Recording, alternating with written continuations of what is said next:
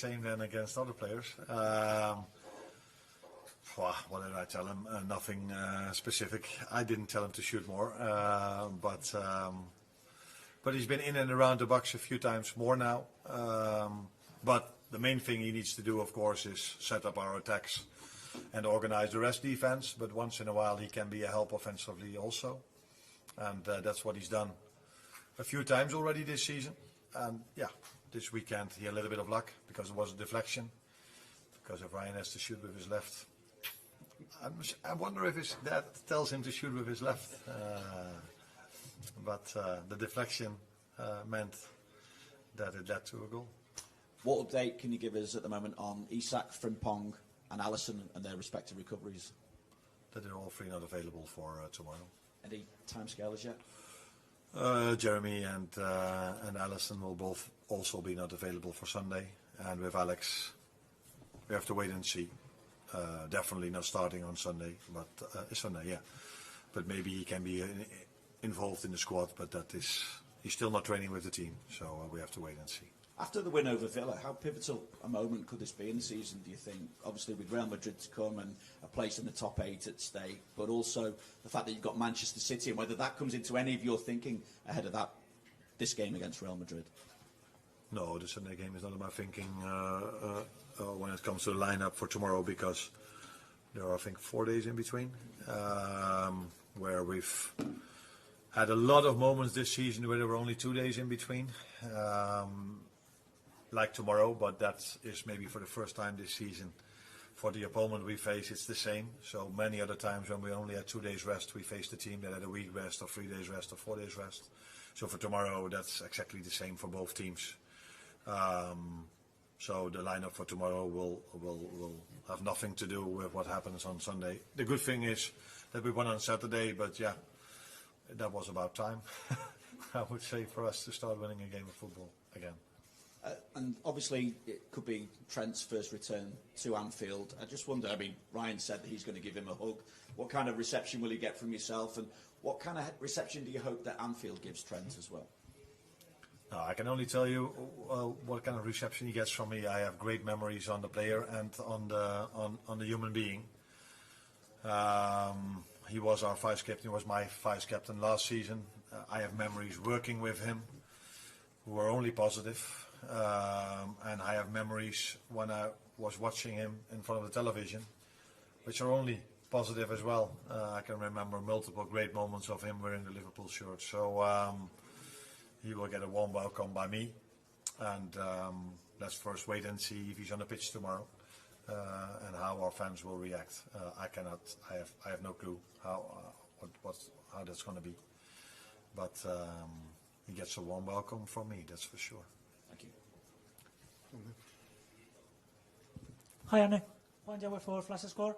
Of course it has been a very tough period for the club and the team. I would like to ask you if you could send a message to the Liverpool fans after all the defeats in the last weeks and the win against Aston Villa last Saturday. It would be a message of hope, it would be a message of patience, it would be an apology.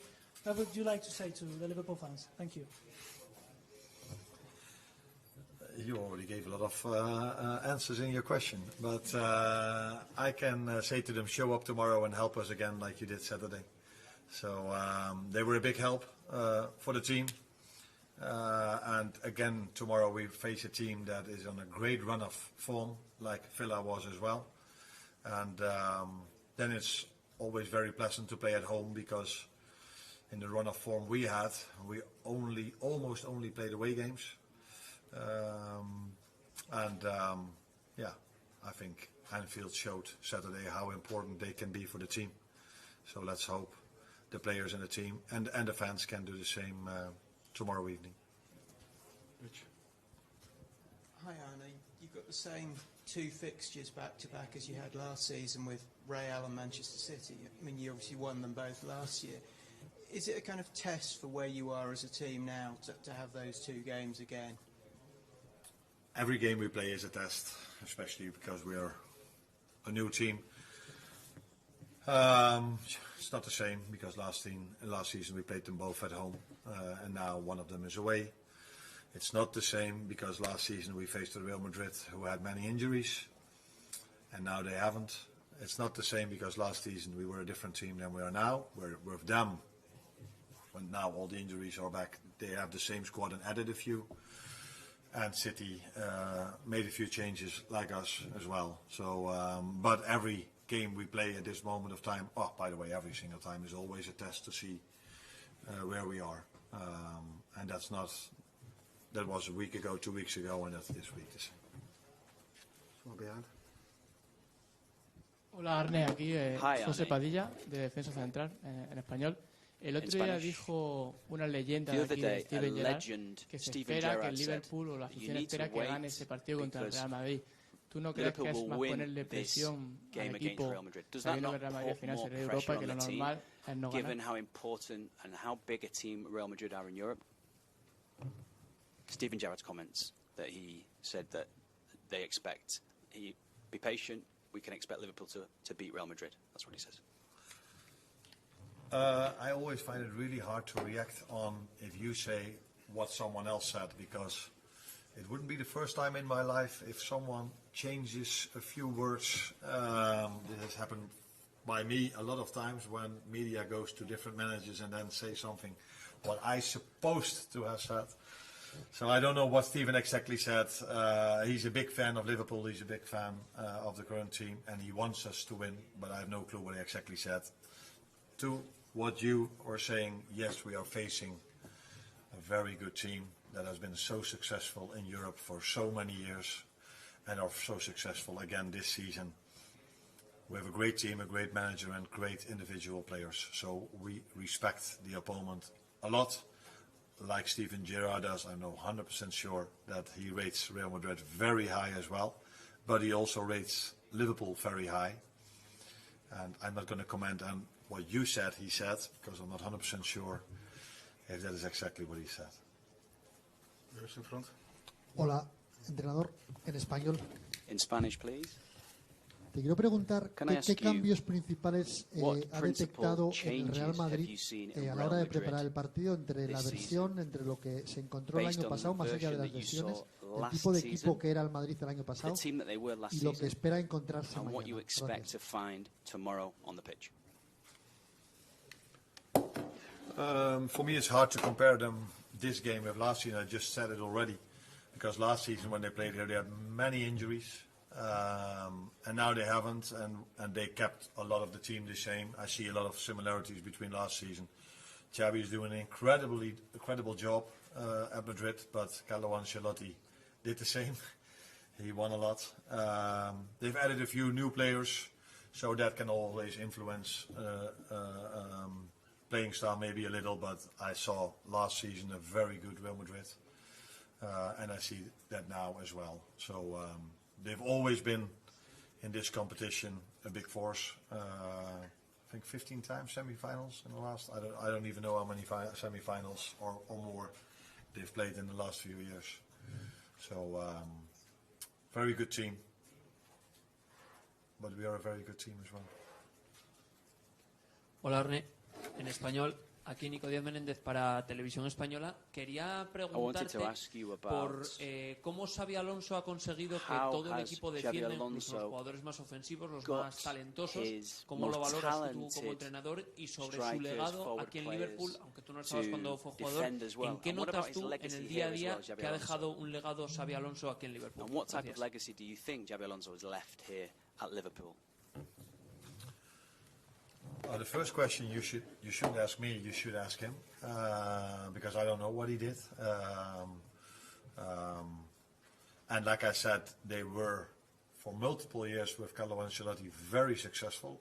You can tell me, but how many Champions League did Carlo won over there at Madrid? 4. That's not too bad. So we can only talk with a lot of respect about his period over there. And Xabi now does very well. They only lost one game, won the rest. So the second question was what kind of impact he had over here. Yeah, he won the Champions League over here, and I can only tell you, because his playing time is quite a long time ago, but I did watch football back then, that he's been very influential in the way he played. But people like Tony, who's sitting next to me, are also very positive about the human being he was over here. So I think everybody talks with a lot of respect about the player he was, but also about the human being he was here in Liverpool. Hi Arne. We've seen Dominic Szoboszlai excel in plenty of positions this season, but on Saturday against Aston Villa, we saw what he can really bring to that number 10 position. He was dropping deep and helping with the build-up, but also helping in attack, getting shots off and leading the press. I wondered, what's the key to being able to keep those qualities within the team when Florian Wirtz is playing as a number 10? How to keep, sorry, the last? How to keep those qualities of pressing, helping with the build-up, but also affecting the attacking game once Florian Wirtz is playing in 10. But then he plays in a different position. If Florian plays it, then he plays in a different position, and he can bring all the things you just said in that other position. Yeah, it may be a bit different if you are playing at 10 or at 8 or at a right fullback, but he's, like you said, I think has been very influential in every game we've played, in every position I've played him. So every game, maybe, how do I say this? Ask different things from a number 10 or from a number 2 or from a number 8, depends on the playing style of the opponent. How important is pressing in a game? I think it was a bit more important against Villa than all the other home games we've played, pressing. But I need to be really careful which words I use. But yeah, he indeed, I agree with you that he played a good game against Villa. Yeah. Just on Florian, obviously he's in the league, I think it's 3 of the last 4 he's started on the bench and come on as a substitute, but it feels like this competition has been where he's maybe played his best football this season. How important is it for him to get a run of games in the Champions League as he sort of tries to find his feet at Liverpool? Yeah, but you can say he started 1 out of the last 4. You can also say he started already 8, 9, 10, 11 games this season. So I've said this quite a lot, not being used as an excuse, but just tell how it is, that many times we've had to play 3 games in 7 days, or only 2 days rest in between, for a player that comes from a different league, which is a very good league, by the way. But I think 9 or 10 people would agree on the fact that the Premier League is a bit more intense, especially in all the games. In the top games are similar, but in all the games. So yeah, then if you look at that, then he already played a lot, and he's had his impact in many games, but has been unlucky with the end product, either by himself or by his teammates. But for me, he exactly brought what we expected, a player that can create a lot for the team, will have his goals as well. But I don't think it comes to a surprise to anyone that if you are 22, 23, you come from a different league, that you might need some time to adjust to that intensity if you play every 3 days with only 2 days rest in between. I think before I was sitting here, Ryan Gravenberg was sitting here, and it took him a while to adjust to the intensity, maybe even longer than it's going to take Florian. Lewis. Last season in this fixture, Conor Bradley had one of his best games, I thought at least, of the season. What have you made of his progress since you've been in charge of him, and what more would you ask from him as he steps up his development? Stay fit, because he played very good in that game. Unfortunately for 80 minutes, and then he went out with an hamstring injury. So that has been his biggest challenge till now. No, we were just talking about Florian. We could put maybe the same on Con. Be able to play every 3 days on this intensity without getting injured, and that's not been easy for him because he missed a big part of pre-season. And he's been unlucky maybe by the fact that when I started him, a few times we were 1-0 down, and then I thought I had to make an offensive substitution, so I brought Dominic Szoboszlai to the fullback position. But when we were a goal up, he played 90 minutes, and that was against Everton, and that was this Saturday.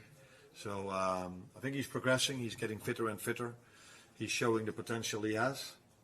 But the main thing for him will be being able to play every 3 days without getting injured, and then I'm sure, like Florian and like all the others we have who are adjusting at this moment of time to the program, to the fixture list, that all of them will be fine, because we have unbelievable talent in this group.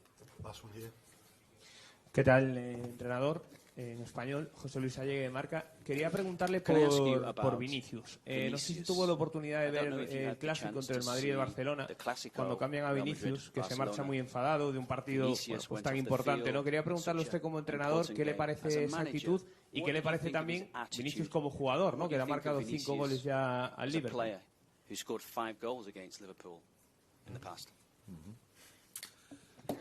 If I think about El Clasico, that's not the first thing that comes up to my mind, how his reaction was after he got substituted. It was a fantastic game to watch, with two teams that were very strong, with individuals that were very special. And he had a few great moments. I think it was already after 2 minutes where he went one-on-one and was... the referee awarded a penalty which the VAR overturned, but that is one of the things where we have to be aware of. He's lightning fast. His one-on-one, he's very, very, very special. Can take on 2, 3, 4 players. Against Juve, the game they won 1-0. I think he was underloaded in a 5-against-1. There were 5 defenders very close around him, but he was able to still find a position to get his shot off, hit the post, and the rebound went in.